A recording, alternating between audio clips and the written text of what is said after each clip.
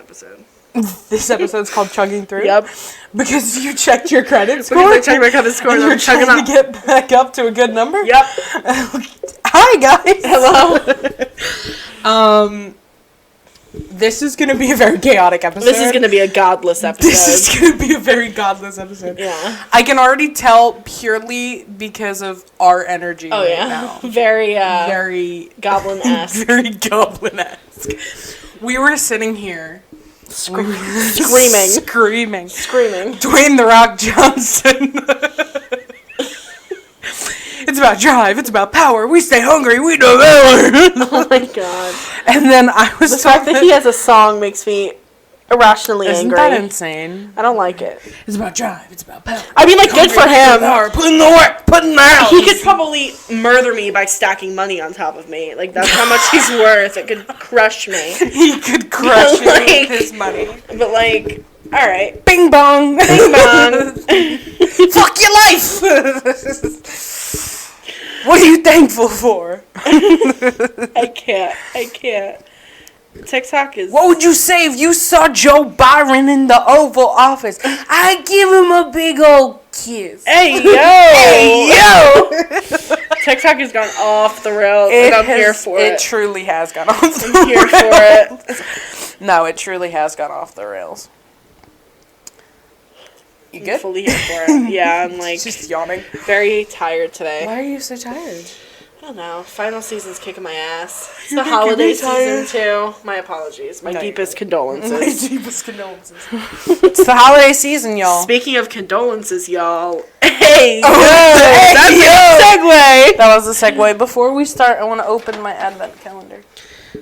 It's got chocolate. Cool. Today's the 10th. Aldi has advent calendars that they do every year, and they do, like, alcohol ones, and, like... Yeah, I've seen ones with, like, wine. And stuff, and, like... Today's the 10th, right? Did I just open Yeah, I think so. Did you see how... Good question. What year is it, y'all? The first one is open the wrong way. Uh-huh. Because, and then the second and the third ripped off. Uh-huh.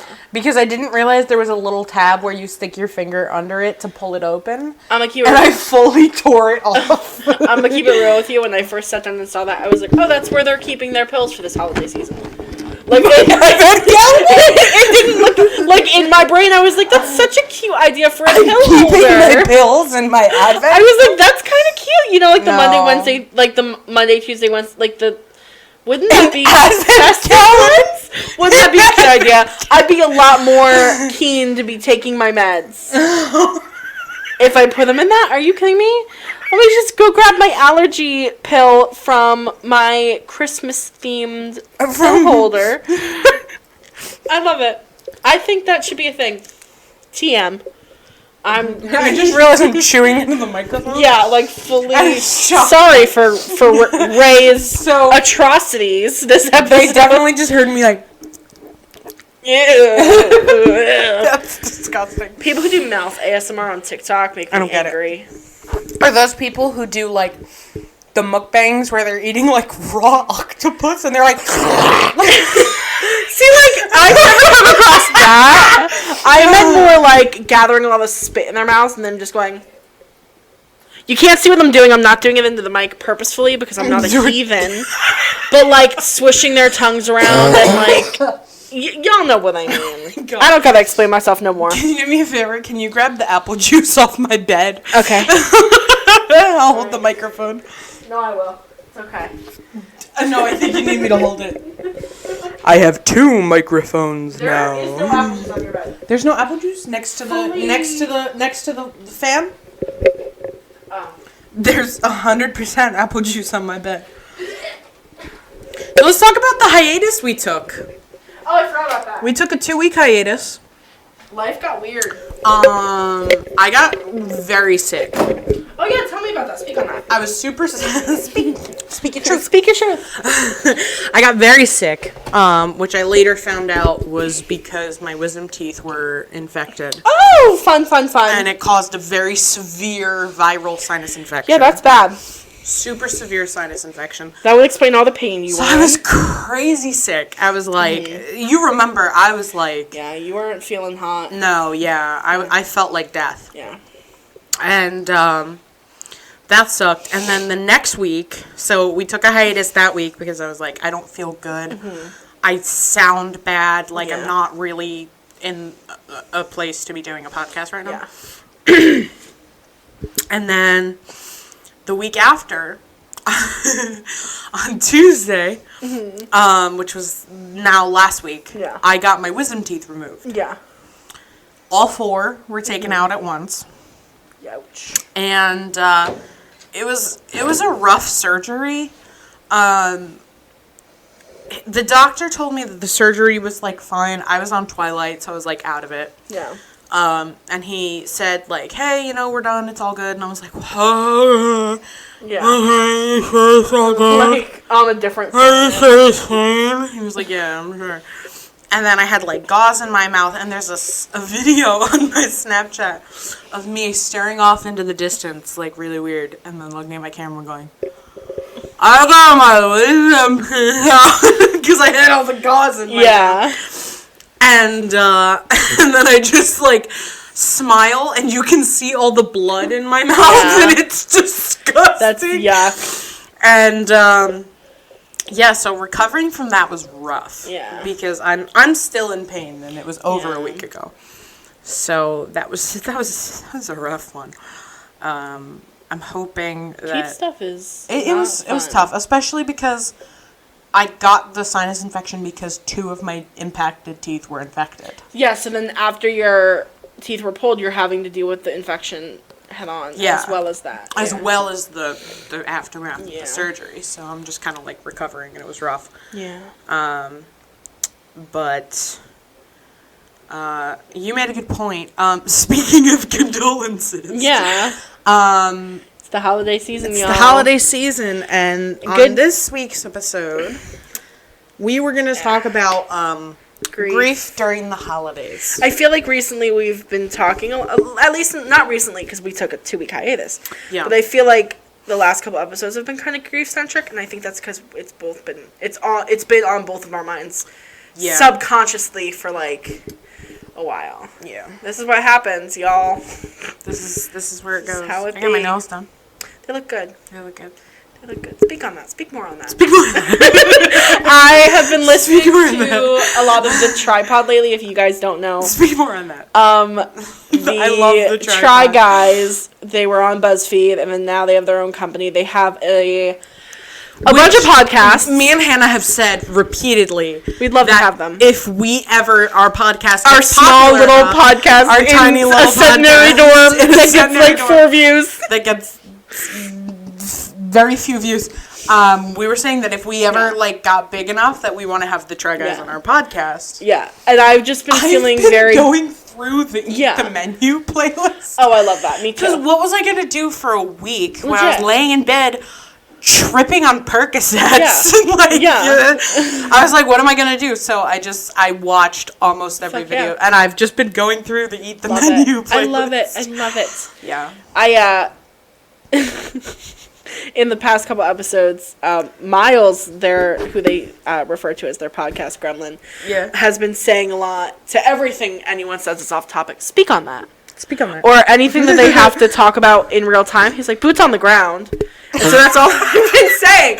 I'll be like, I need you to go make a return to H&M. So, like, boots on the ground, they're at H&M. I'll be there.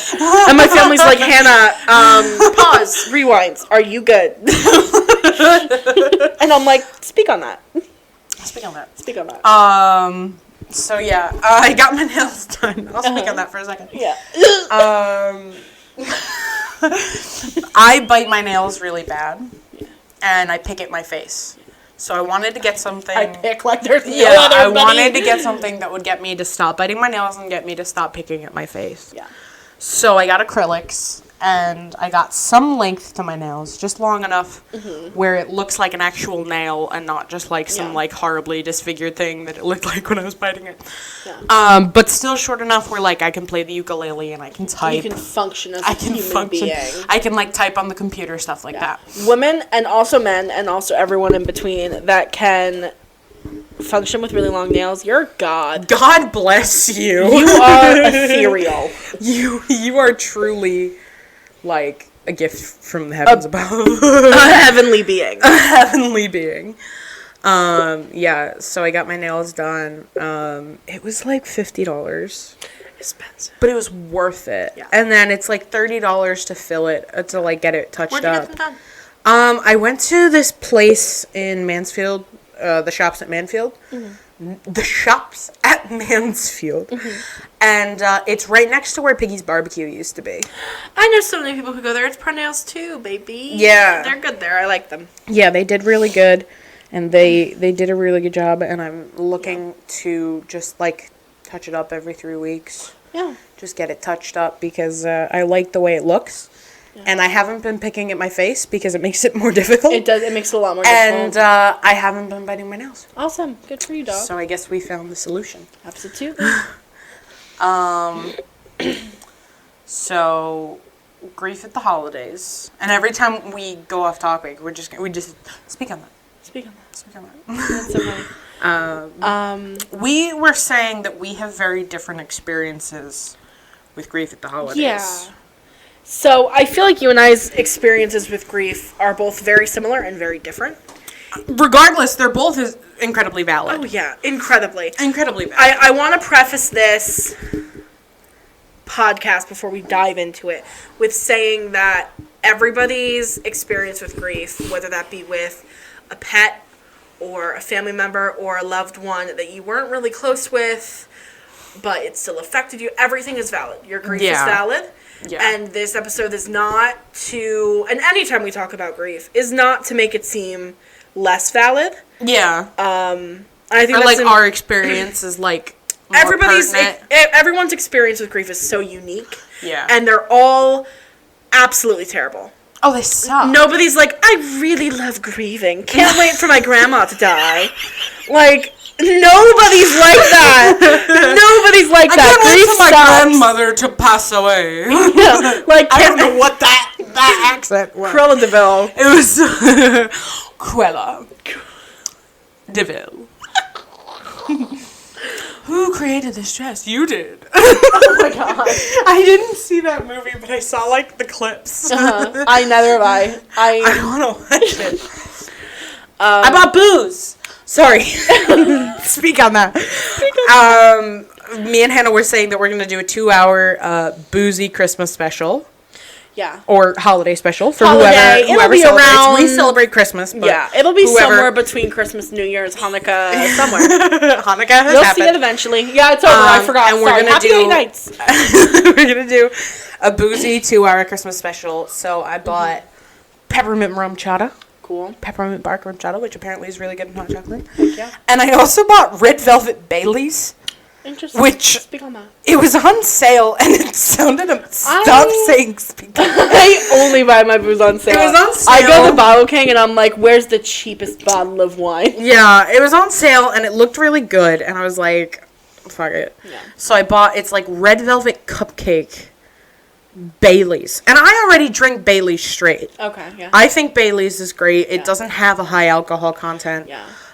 So I drink it straight because it doesn't like burn. It's not like burn. Yeah, me I love the burn. Like I'll do straight fireball shots, baby. But it just seems like it'll be very yummy. Also, we are both above legal drinking age. Yes, we are both of legal drinking age. We are both of legal drinking age. We talked about my 21st birthday. We were not we're both yet. We're both legal. We were not hanging out as much around your birthday, which I have saved on my calendar in my phone. You. Didn't even ask you. Just went on Facebook and looked and saved it to my calendar. That means so much. So grief at the holidays. Yeah. So where do you want to? So why don't you start? Where are you at? So. How does it affect you the most? Kind of like in everything.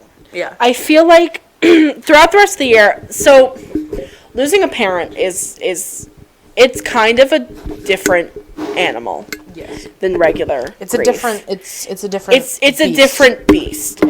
Like, it changes you fundamentally as a person. I am not the same person I was now as I was 2 years ago before my mom passed. I am a completely different person. I have had to grow up upwards of decades within the past 2 years. Yeah.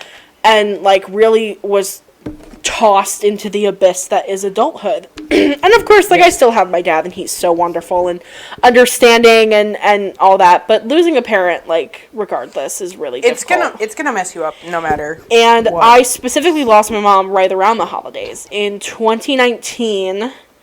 I won't go super into it just for, like, my family's sake, but things went really downhill the week of Christmas. Very fast. Yeah. And then by January 5th was the day that she passed. So right around the holidays, ringing in the new year. Yeah. Yeah. So, you know, the Christmas tree was still up, and there was still snow on the ground, and everything was perfectly fine Christmas, and then come New Year's, it was like, and the world was absolutely falling apart. The two together. Yeah, big time. So, you know, it's kind of as the holidays progress, so does that feeling. And of course, I still love the holidays, because part of me is like, oh, my childhood, like, that was so awesome. Come on. Yeah, Christmas. But, you know, now I'm just kind of, like, indifferent to it. I like it because I get to buy presents for my family, and I get to pick out cute little wrapping paper and, like, you know, do stuff like that. And it's an excuse to, like, treat myself or whatever. But, like, I don't know. Aside from, like, seeing my family, Christmas could just not happen, and I'd be cool with it now. Yeah. You know what I mean? Yeah. And last Christmas, because of COVID, my family, of course, like, no one was vaccinated. Yeah. So we weren't comfortable. It wasn't quite a thing yet. It wasn't a thing yet. So we weren't comfortable all seeing each other. Yeah. You know, all of us are from everywhere. Like, I have a couple cousins in Virginia. I have a cousin in Colorado. I have aunts and uncles in New York. Like, we're that's all kind over of the widespread. Yeah. And at that time, every single part of the country that we were in, all of it was bad. All of it was in the red zones. It was just horrible. So we were just like, all right, whatever. And I was able to, like, hide in my room. So I don't really know how Christmas is going to be this year. I'm sure we'll make the best of it. But yeah, it's just like, it weighs on you heavy. Yeah. You know, I definitely have started to, like, associate things like a big thing is when I was growing up, I used to love decorating the Christmas tree with my family. That was, like, our thing. Yeah. We'd pick a day, and we would make sure everybody was home, and none of us had plans, and we would put on the claymation, like, Rudolph movies from the 60s and 70s. Yeah, the ones we talked about. Yeah. Like Rudolph Shiny New Year and Rudolph the Red-Nosed Reindeer and The Year Without a Santa Claus, all that stuff. And that would be our thing. Or Charlie Brown was also a big one. Charlie Brown. Oh my god, my mom's got, like, this obsession with Snoopy. Really? Good for her. Yeah, so every Thanksgiving, she was like, Charlie Brown Thanksgiving. I was like, it's not on TV. And she was like, no, she's like, Charlie Brown Christmas. Like, we'll find it somewhere. We'll find it. And now they're just like, it doesn't happen. Yeah. You know, we're all adults, and my mom's not around anymore, and so decorating kind of happens more gradually. And, like, her and I's big thing was the Christmas Village. We would put it together. Yeah. And, like, now I can't even open up the box. Like, I can't do it. I can't, when it's up, I can't even enter the room. You know what I mean? And that used to be, like, my favorite part of Christmas. So it kind of affects everything. You know what I mean? Yeah. Yeah. How do you feel about, like, I know you said the holiday could go by, but, like, you know, how old is Jamie, your sister? She's 19. Okay. I forgot for a second. They're my two younger sisters are twins, so they're the same age, but I never remember them. I didn't even know they were twins. Yeah, that's fair. They're fraternal. I look more like Bridget than she does. Yeah, Jamie. you and Bridget do look alike. Yeah. But what I was going to say is, it's still, kind of, Yeah. an adult, but also not really. And Yeah, like she loves. That's the main reason why I'm still like, we need to decorate. We need to make it the big deal. It's for Jamie. It's for Jamie. She loves it. Yeah. She loves it. Are you kidding me? Like, I am planning so much for Christmas for her this year. I already have her stocking stuffers. That's like, awesome. Like, that's like a light. You know what I mean? That and seeing the family. Because, like, my extended family, like, now that we're all getting older, we're all everywhere. You know what I mean? Yeah. So there really isn't, like, cohesive times, especially with COVID, that, like, we see each other. Yeah. So getting to see them is going to be awesome. It's going to be very nice. Yeah. Definitely. Yeah. My experience with grief at the holidays is very different. Sorry. Speak on that. Sorry, I ate dinner like not that long ago, and it's repeating on me. I thought you said something completely different. I thought you said it was roofing on me. Is And that I what you was think? like- You thought I said? And I was like, what does... No, it What was. does that mean? Do we need to get to the hospital? Repeating on Oh, me. yeah. No, yeah. She's back. Someone drugged my food. I was like, wow, what? Some workplace? Maybe you need to quit your job. Yeah, maybe. Think about that. It was such a shit show tonight. Yeah, you were saying. We had, speak on that. Speak on that. We had no host. I work in a Cracker Barrel, which is a restaurant. And I love me some Cracker we Barrel. had no host for like a good chunk of my shift, and I was working 10 to 5. And we had no host for like a good chunk. So in between taking all these tables, we just kind of had to be like, somebody at the door, and then they would have to like find somebody. And then eventually it turned into like the waitresses and the waiters were like the servers were going up and being like, hi, how many? I'll take you to your table. And then just like running around like a crazy person. It was a shit show. Yeah, that doesn't sound fun. And I had this table tonight where there were these two women, and we were in a rush, and the person who was hosting at that time brought them to the table and was like, you guys can sit here, we'll be right over. And I walked over, and I was like, hi, guys. And they didn't even say hi to me. They were like, we weren't given menus. And I was like, oh, okay, no problem. I'll grab you menus. So I grabbed the menus, and I'm like, can I get you guys some drinks? And I take their drink order. And I go, and I grab the drinks. I'm very quick. I come back 2 minutes later. She's like, you gave me a breakfast menu. I was looking for lunch and dinner. And I was like, oh, okay, well, I can grab you one. She's like, no, I got it. I waited several minutes for you, and then I got up and grabbed it myself. I hate And I was like, and I'm looking around, like, do you not see that I have, like, 4 other tables right now? Yeah. And I was like, oh, I'm sorry. Like, I thought I was trying to be fast with getting your drinks. And she was like, you weren't. And I was like, oh, okay. I was like, okay. Yeah. So I'm like, okay. So she's like, so we're going to need a minute because I just got the right menu. And I was like, all right. So I get up and I go. And I tell my coworker, I'm like, she just said, I tell her everything she said to me. She's like, oh my God, like, that's my fault. I didn't give her menus. I'm like, no, like, anybody else would have been cool about that. Yeah. Anybody else would have seen that it's insane. I feel like restaurants like 'Cause Cracker I Barrel went over attract to that them. crowd. I went over to them like 2 minutes after they sat down. Yeah. So it's not like they were waiting forever without menus. Yeah, like if you're waiting like 10, what I 15 minutes Yeah. and like no one's even acknowledged that you're there, then I could kind of I can get understand. being a little bit upset. I was over there 2 minutes after they sat down. And then I took their order. I went over, and she was like, I'm going to get this, this, and this. And she was like, I'm going to have the soup. And I was like, we don't offer that as a side. And she was like, why not? And I was like, because we don't. Because it's not. And she was like, well, just charge me for a side of soup. And I was like, okay. So I charged her for a side of soup. And what we do at Cracker Barrel is we have these little baskets, these like woven baskets. And we put napkins and silverware from the dishwasher, clean silverware. Yeah. We put it in the basket and we put it on the table. Was she complaining about water spots? Is that where this is going? Okay. So we don't roll our silverware because it just saves time to just grab napkins, put everything in the basket. Bloop, there you go, girl. Pop it on the table. It just saves time. And then instead of like at the end of our shift having to roll a bunch of silverware. Also, it's a Cracker Barrel. I'm not going there for fine dining. I'm going there for the honey fried chicken and grits. Like, come on. So I go over to her table, and I drop the silverware, and I give them the biscuits and the cornbread and stuff like that, and I drop it for them. And then I go and I take my other table's order, and I put it in the computer. As you do. And then I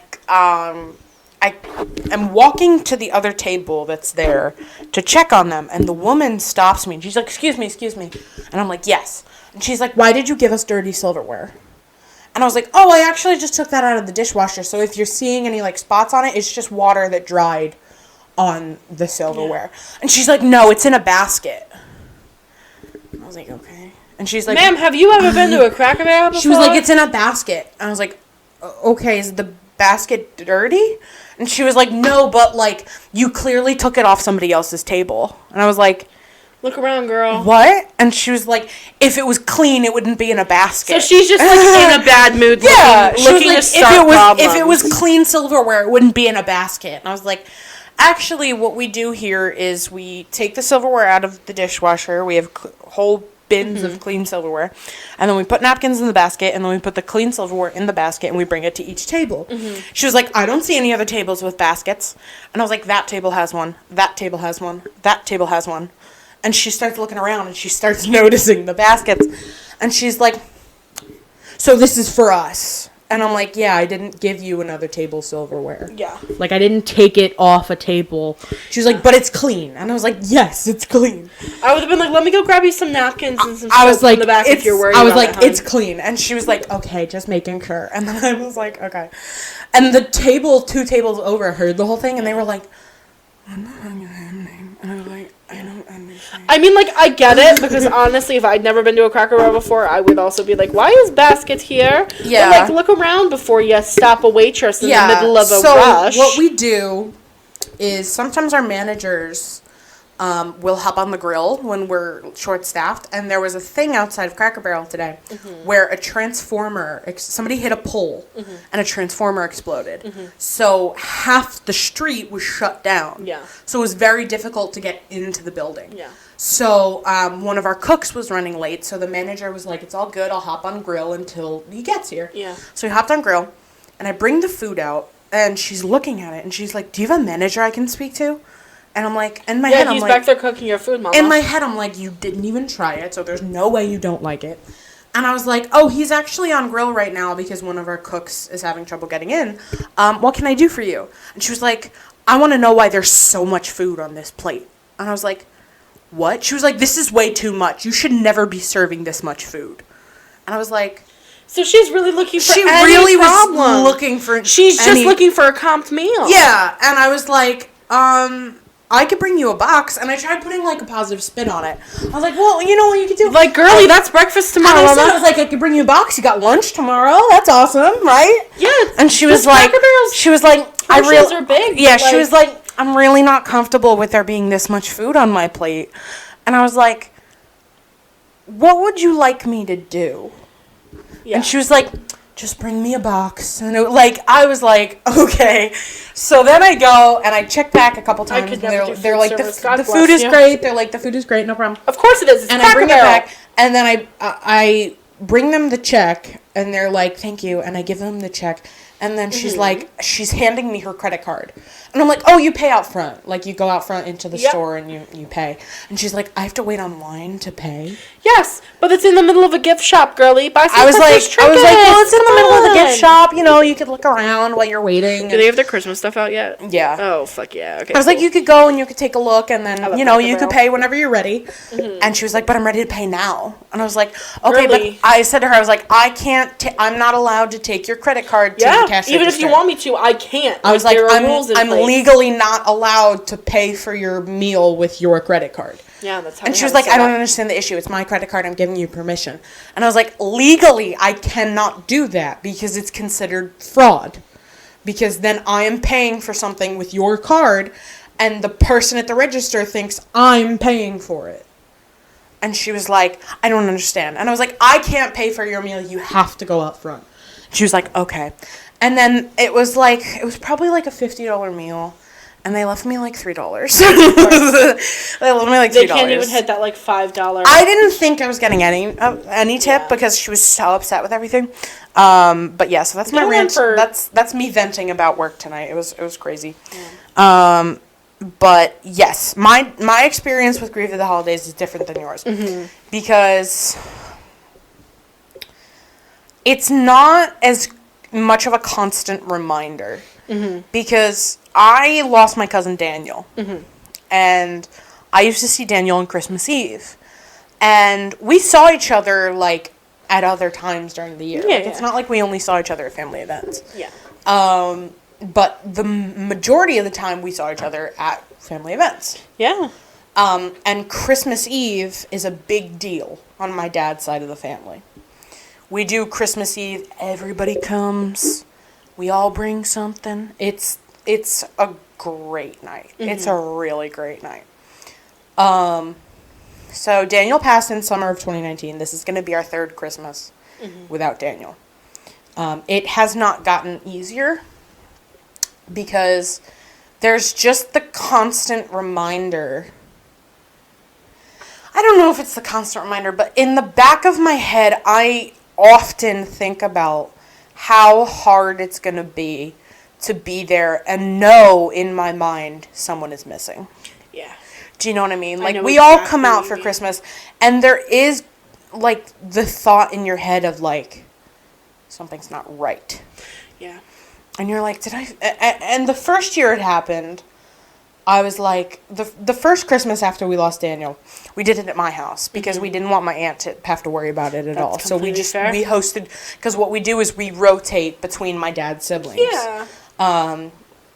It's gone down to my one aunt is separated, not separated, but her and her husband are not on good terms.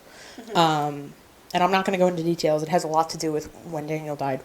But they are not on good terms. And nobody is a big fan of him. So we've been avoiding doing it at her house because nobody really wants to see him. That's fair. So it's between my dad, or my family, and my aunt's family, who are Daniel's parents. So for the last few years, we did it at my house. So the first Christmas without Daniel was 2019. And I remember, like, I was helping my mom set up for Christmas.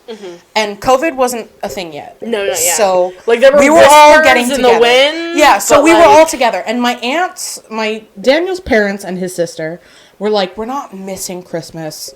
His sister had, at that time, she was about to be 1 year old. Oh. She was a little kid. We all got her stuff. Oh. They were like, we're not missing it. Yeah. So they came, which I give them a lot of credit for, because that was literally like 6 months after Daniel died. And that was crazy that they had come, but they came to Christmas Eve because it was his favorite holiday, and they were so excited. And he was always so excited about it, and they were like, he would want us to be there. So they came to Christmas Eve. And I remember, like, being in the dining room, and, like, we had the dining room table and then a card table, like, attached to it to make sure we could fit everybody. And I remember, like, setting up the table, and I remember, like, putting out the silverware. And I remember being like, something's wrong. 1, 2, 3, 4. The count's not right. I remember being like, 1, 2, 3. We're 16. I was like, what is, why? Oh, shit. And then the realization kicked in, and I was like... And then that feeling sets in. And then that feeling sets in, that, like, knot in your stomach where you're like, he is not gonna be here. Yeah. And it's a rough feeling. I think rough is putting a nice spin on it. It is one of the worst feelings in the world. Yeah, that's a terrible feeling. It's like hearing the news that they're gone all over again. Yes. Yeah, it's crazy because you forget and then you remember, and it's like the first time you heard about it.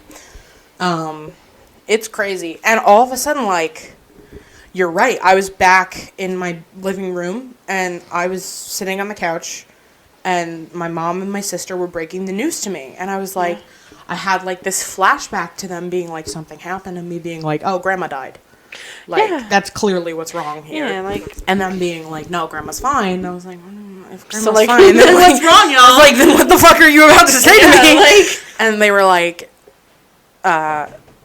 something happened, and Daniel shot himself. And I remember being like, where is he? Like, is he okay? Like where you're did thinking like it's an accident. I was like, what, he shoot himself like in the foot? And in my head, I was like, fucking dumbass shot himself in the foot. You're like, wow, I can't wait. He was a detective. Yeah. So I'm like, he knows how to use a gun. Why is he must have shot himself. Probably cleaning it. I was like, this idiot probably is now in the hospital because he shot himself in the arm. To never let him live foot. this one down. In my head, I was like, I'm never letting him live that down. Yeah. And then it clicked that they were so serious about what they were saying to me. And I remember being like,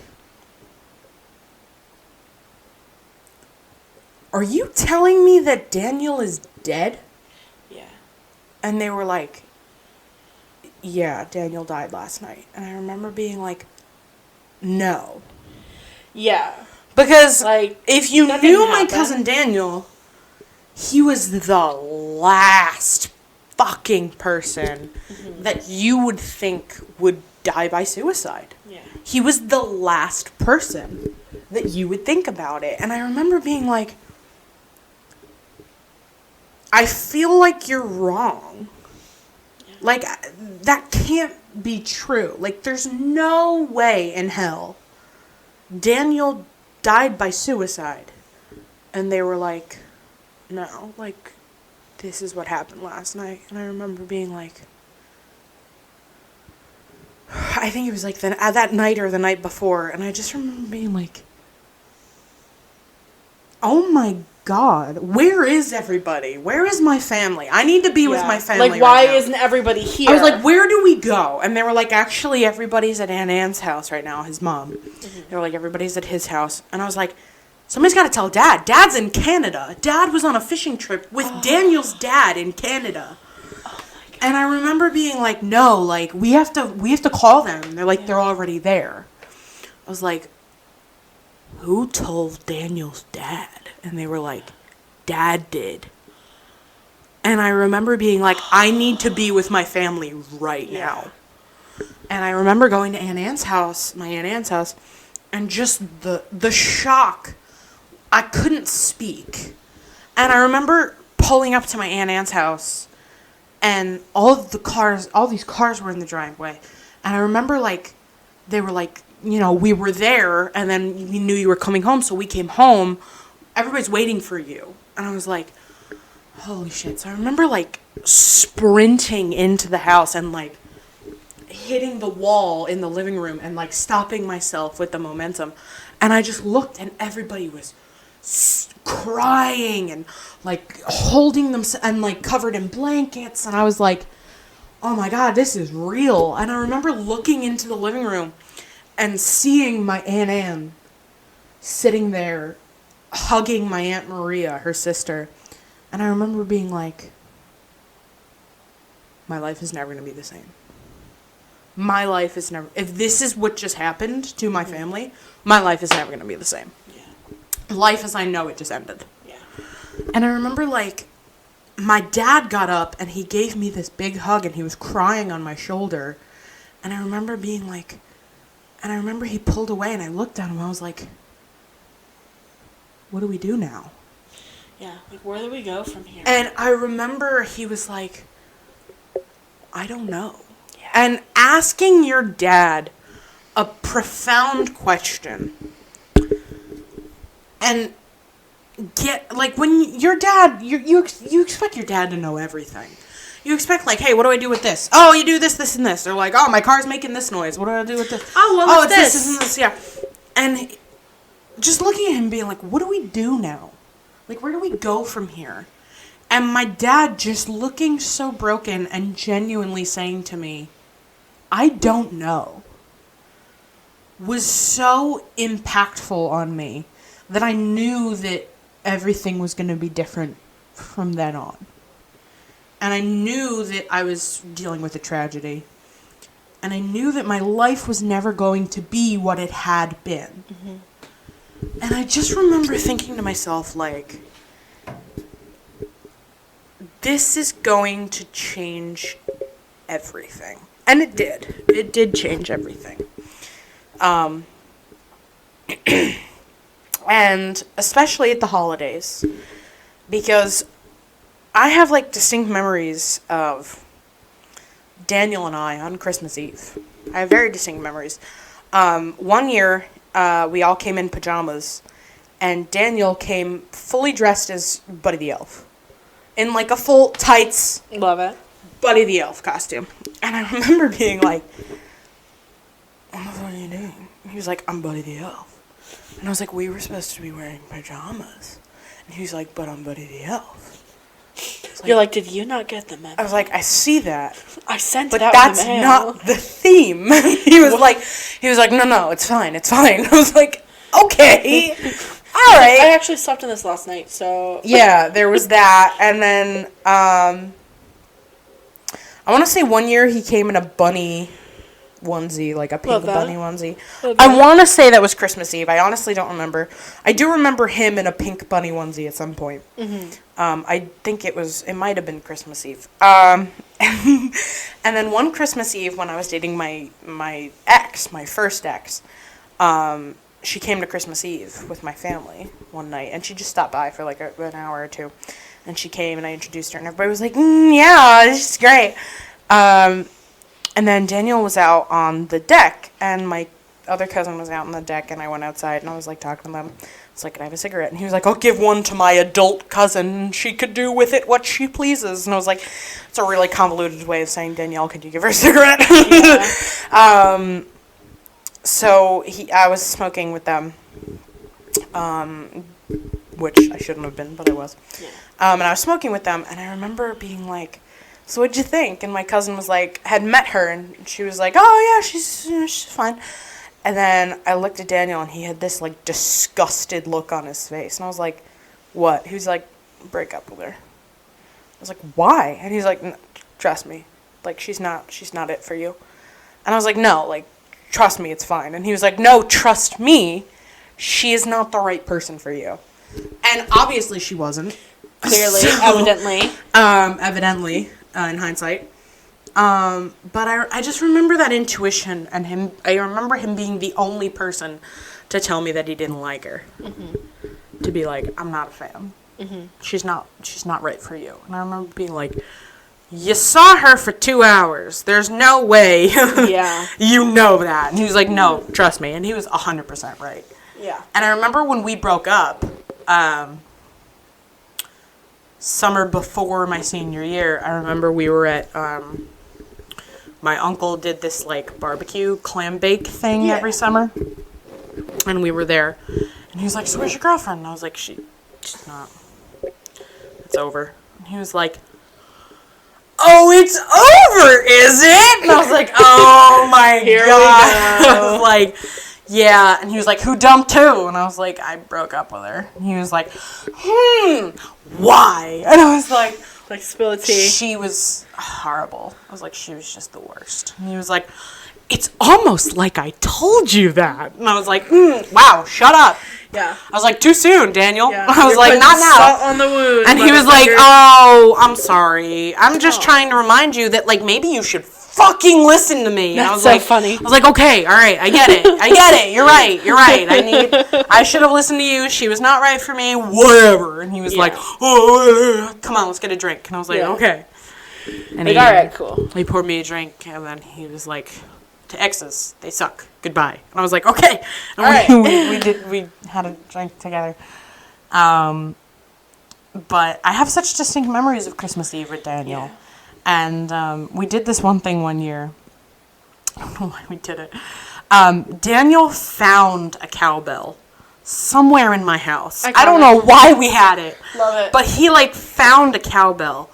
So he started doing this thing, and he didn't announce it, but he started doing it, where as each person was opening their gifts, he would ring the cowbell and then throw something at them.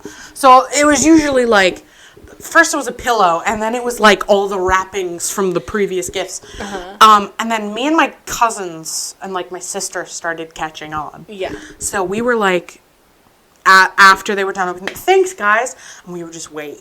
And then he'd ring the cowbell and we'd throw the wrapping at whoever had just opened their gifts. I love it. And I remember so distinctly, we used to torture my cousin Nikki, especially Daniel. He handcuffed her on the ground once because he saw her underage drinking. And he was like, "You're coming with me." And I was like, Love that. I was like, Daniel. He like tackled her Just to the doing ground. his civic duty. He tackled her to the ground and like face in the ground, like Off hands the clock, behind but her doing back. his job. Yeah, like handcuffed her. And it was the funniest, and So funny. it was so funny. And I have such distinct memories of it. But, Even funnier that he was like, family Christmas, I should definitely bring my handcuffs. yeah. But the funny thing is, she hadn't caught on to it yet. Okay. That the cowbell meant attack. Yeah. So, finally, like right before we get to her with the gifts, she catches on and she throws something when he rings the cowbell. She's like, "You can't do that when I'm ringing my gifts." He's like, "I've been doing it for everybody." She's like, "No, don't do it." And he's like, "All right, I won't." So he waits until she's like, "Thanks, guys," and she puts the last gift down.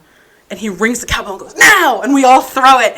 And he rang the cowbell, and we all missed her because she threw herself off the chair that she'd onto the ground and, like, dodged everything we were throwing at her. And I remember her, That's like, impressive. on the ground being like, "Ha!" And he was like, "Foul!" And he jumped on top of her and, like, was like tackling her, and then he pinned her, and he was like, "You broke the rules," and she was like, "No, I didn't." He was like, "Say it!" And she was like, it was so funny, and we were like, "Daniel, get off!" And his mom, meanwhile, who's like the nicest person ever, is sitting there like, "Daniel, get off of her!" As he has her He's like, fully "She pinned. broke the rules," and it was like, we were like, "Daniel, get off of her!" It was just the funniest thing. Oh, that's It was, so and I don't know if wonderful. he was a detective yet. But if he had been, he probably would have handcuffed her. Yeah. But it was really funny. And then I remember another year, it was the only year that my cousin Diana went to her boyfriend. My cousin Diana is married with a kid who is 3. And has been with her boyfriend since she was a freshman, her husband, since she was a freshman in high school. Aww. They dated and then just never broke up. They just stayed together. I love that. They were together for 11 years when they got married, and then now they are older and has a kid and stuff like that. It was the one year she wasn't there. We had a picture of her when she was like 12 on the mantle in my. We had a picture of the cousins, and we had a picture of her in my living room. So he was like, "Let's take a cousin picture." We're like, "But Diana's not here," and he was like, "I got it." So he grabbed the picture frame, was like, "Now she's here." And we were like, so we took a picture of all of us, and Daniel was holding the picture frame of his funny. sister, of Diana. And we were all just kind of, and then we sent it to her, and she was like, "You guys suck." We were like, That's so wonderful. She was like, "That's the worst picture of me." And Of course Daniel was it is. like, "Ha ha ha." That's so wonderful. Yeah, and I have such distinct memories of Christmas Eve being such a positive time, and a lot of it was because of the person that Daniel was. Yeah. Because he was just life of the party, lit up the room, you know what I mean? Like, just the most fun person that you could be around. Yeah. He was just a hoot and a half. And, you know, it's different now because he was such a big personality. And then there's like that hole Yeah. where that aspect of things is missing. Yeah. And you know, Christmas Eve is now difficult because of all the memories. And there's this kind of like somber atmosphere to my family, and there has been for the last 2 years, especially the first year. I get but that. This is the third Christmas without Daniel, and I don't imagine that it's going to be any better. Yeah. And there's this like quiet comprehending of the fact that this person who was so huge in our lives and was such a big personality and would light up the room and was the life of the party and was making everybody laugh, that person's not there anymore. And it's kind of like, where do we go from here? How do we make this still enjoyable without that person that was making us smile so much? I get that. And it is kind of like this like quiet processing of like, so what do we do now? Yeah. Like, how do we move on from here? And will we ever fully enjoy Christmas again? Yeah, I get that. And I do hope that as time goes on, it'll get easier and easier and easier. As time goes on, it'll get a little bit easier to deal with, and we won't be so somber and so comprehending of what's missing. And I'm not saying it'll go away. No. But I don't think it ever does. I'm hoping over the years it won't be so elephant in the room. Yeah. You know what I mean? I'm hoping as time goes on, it'll get a little easier to deal with, and we'll know that it's there, but it won't be suffocating. Yeah, it won't be the main theme. Yeah. And there's this thing where, have you ever seen the thing of grief being described as the button in the box? Have you seen that? Yeah. That's the only way I describe it to people who don't get it. For people who don't know, there's this analogy that grief is like a ball, a very large ball. In a small box. In a small box. And on the side of the box, on the inside of the box, there's a button. That's the pain button. And when the grief first gets there, it's huge, and it hits the button all the time. It's like consistently pressed against that button. Constantly pressing against this button, and you're always in pain. You're like, oh, God. But as the years go by, the ball deflates. The ball gets smaller and smaller. And it is still there, and it does still hit the button plenty of times. But it's not the constant hitting the button. Like, it's not, like, there's more time between when it hits the button and when it hits the button the next time. Yeah. So there is a sense of healing, because the ball is getting smaller, and it is still there, but it's not so huge that it's hitting the button every time it moves. Yeah. And that's I can't remember who came up with that analogy. I wish I knew. It's the best way to describe it. It's the best way to describe grief that I've seen. But somebody once told me that grief is the love you didn't get to give yet. Yeah. Like, grief is the love that's left that you didn't have a chance to give that person. Yeah. Which makes sense to me. Makes a lot of sense to me too. But yeah, it's grief can be really hard, especially around the holidays, when so many people emphasize, like, you're gonna see your family and you're gonna be all together and it's gonna be great. I saw something online that basically said, like, it's okay if the holidays for you and your family are not the most wonderful time of the year. Yeah. You know what I mean? I don't know if you have the same thing, but I find myself especially, like, not specifically around Christmas, but, like, Easter and Christmas and birthdays, where, like, I'll see, like, on my friends' Instagrams or Snapchat stories, like, these huge pictures of them with family, and them being like, I can't wait to go see my family, and I'm like, I always catch myself being so irrationally angry. Yeah. Because I'm like, you do not understand how fucking lucky you are that there isn't an empty chair at your table. Yeah. And I hope they never have to experience that. I hope that. so, too. Because at the end of the day, it's the worst fucking feeling in the world. It's a horrible feeling. It's the worst. Yeah.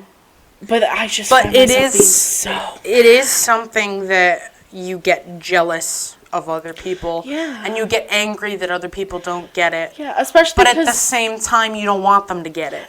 Yeah, especially because both people that we've lost were young. Daniel was 34, and my mom she was only 55. Yeah, that's young. That's young. Yeah. And both were, yours much more so than mine, but both were sudden. Yeah, very. Yeah. So there wasn't that time, and that's not to say that like watching somebody who's been sick for a while is any better. That just prolongs the grief. You're grieving for them while they're still alive. That's incredibly hard. You start grieving before they're even gone. Yeah, that's unbelievably difficult. But there is a certain... You're never prepared for somebody to die. Never fully prepared. Never. But there is a certain level of... like unscrewing the soda bottle to let the pressure out a little bit at a time. Yeah. When you know it's going to happen and you have time to prepare and you have time to say goodbye and you have time to go to therapy and be like, this is what's happening. I need to be able to deal with this person is going to die and I need to be able to deal with that. We were saying, my grandma is 100. Mm-hmm. Solid century old. Yeah. And we were saying... She's been around the block a couple times. You know, she's chilling. And we were saying that it's gonna suck when she dies. But you kind of can't be mad that she's going either. That's fair. Because she lived such a long life. Yeah. And she did so much. And she lived her life to the fullest. And you kind of can't be mad when she dies. Yeah, because that's fair. You had so much time with her, and she lived such a life, that you kind of can't be like, oh, that's not fair, she shouldn't be done. Like, it's like, she's 100. Like, I can't say that this is not okay. You know what I mean? I feel like if there's anything that I've learned about grief since everything happened with my mom, it's that... every single type of grief is different. Yeah. You know what I mean? I will never understand what it's like to have a family member be sick for a very long time and to watch them deteriorate and then die.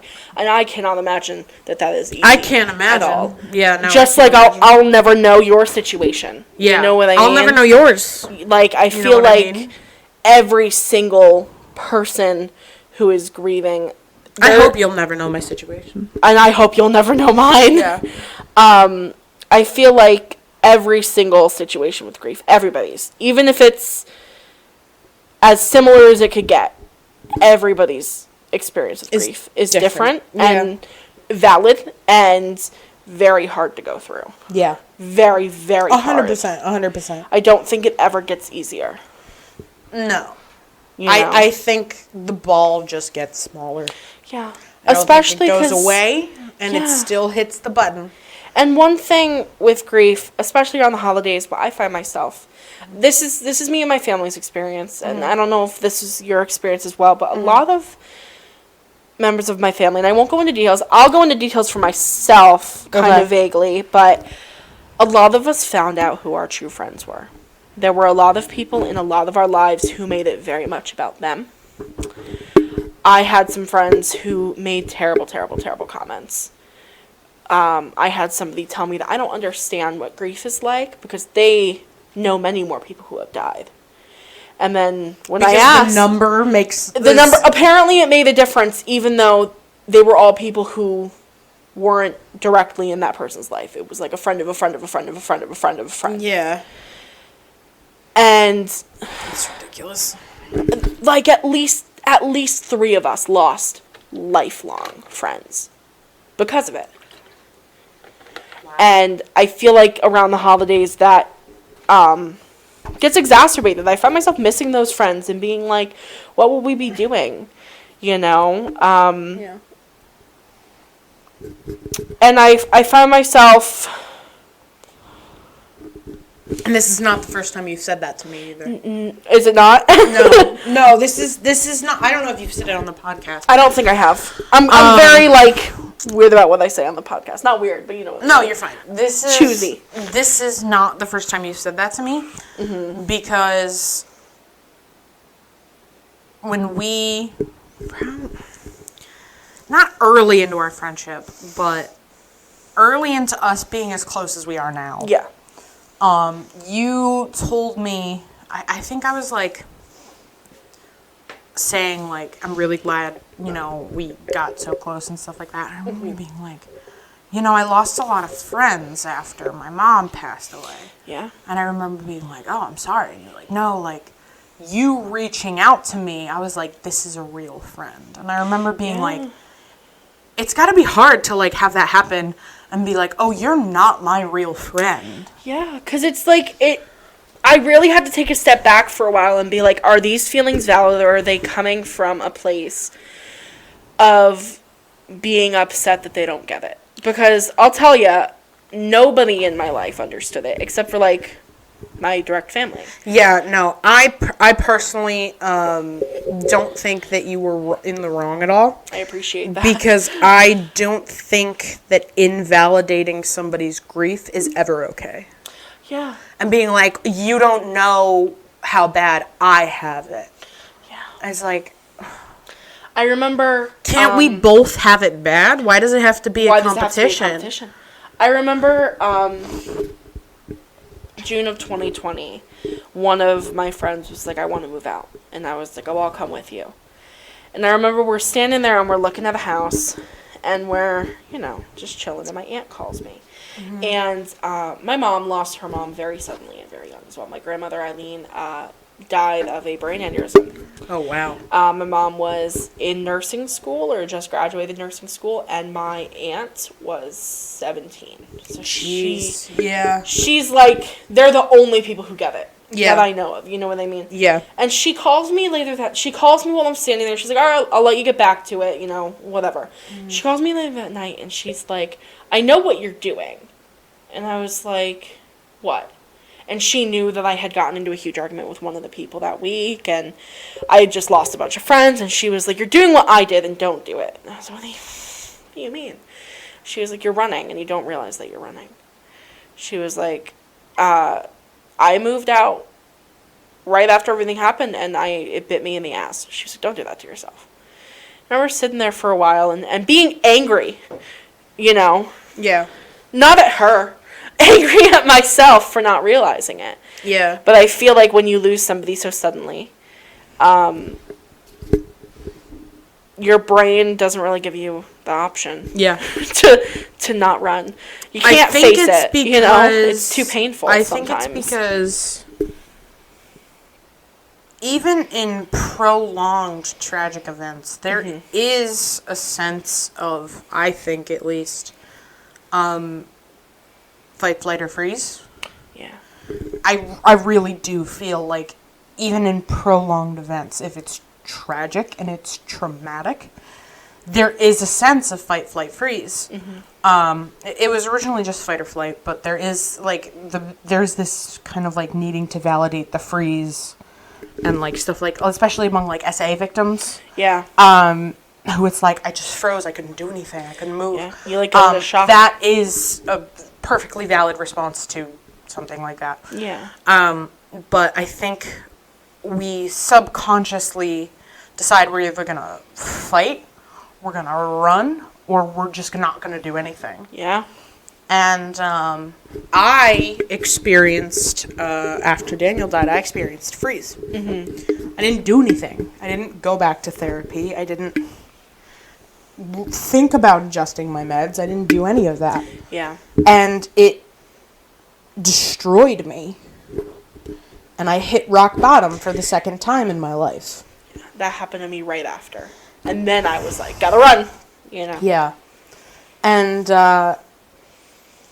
I just froze. I was destroyed and I was depressed and I just sat with it. I didn't do anything to make it better. I was like, this is just, it's grief, it'll pass. And then it became a threat to my own safety. Yeah. And that's when I was like, this is something more. Yeah. This is something not right with me. Yeah. But it's hard to want to better yourself when such a huge part of your life is gone. Yes. Because, at least for me, I don't know about you. I know you kind of touched on this when talking about Christmas Eve. Mm-hmm. But it's like life is never going to be the same. No. I just kept repeating in my head, like, my mom's never going to get to see me get married. She's never going to meet my partner. She didn't get to see my sisters graduate. She's never going to get to see... When I changed what I wanted to do with the rest of my life from being a nurse, which is the last thing my mom knew I wanted to do, to being a hospice social worker, I had a full breakdown. I was like, I'm a terrible daughter. I was like, she is not ever going to be proud of me. Yeah, crazy, but that's what grief does, you know? So, like, it's hard not to sit in bed and, like, be like, oh, I'll just rot here. Yeah, that was, like, I had really horrible grades my spring semester of freshman year of college, which is when I had my own attempt. Yeah. And I had horrible grades, which I attempted that semester. Yeah. I think it's okay for my grades to not be that good. But I was like, Daniel will never be proud of me, and I am gonna fail.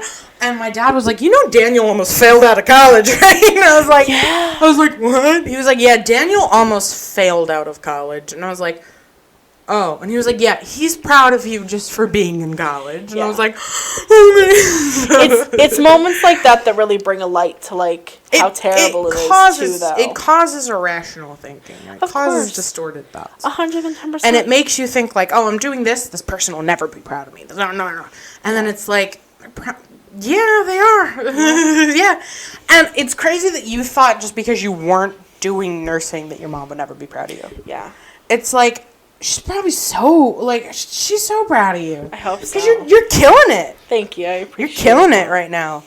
And it's like, you know, that's crazy. And I just remember being like, I don't have good grades. Daniel will never be proud of me. And my dad was like, do you think Daniel was the poster child for good grades? And I was like, well, he was smart. He was like, yeah, he almost failed out of college. And I was like, oh, okay. Okay. He was like, cut yourself some slack, man. Legit. He's proud of you for even going to college. And I was like, okay. All right. Oh, my gosh.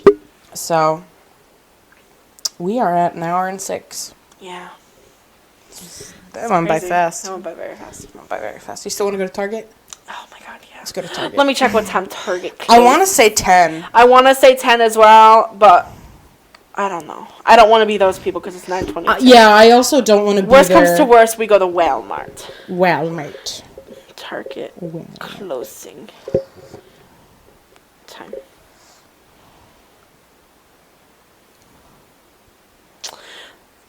7 a.m. to 11:59 p.m.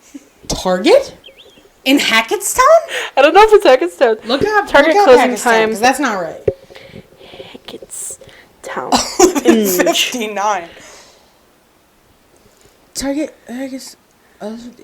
Let's go! Let's go! Okay, guys, we're going to Target. All right. Peace, y'all. We will see you guys soon. Probably again next. We'll probably see him again next week. We'll try to film next week. I also want to insert a reminder to give yourself grace during this time. The holidays suck. Yeah. And they don't just suck for people who are grieving. They suck if you don't have a good relationship with your family. Cut yourself some slack. They suck if you are going through a breakup or you had a traumatic experience during that time. And sometimes they just suck because they suck.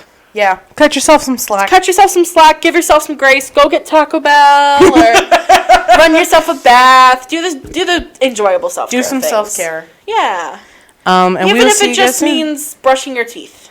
Yeah. Do it. Do it for yourself, dog. And we will see you guys soon. And eventually we are going to do our boozy episode. We'll figure it out. Listen to that. That's self-care. That's going to be a lot of fun. Have a great one, you guys. Have a good one.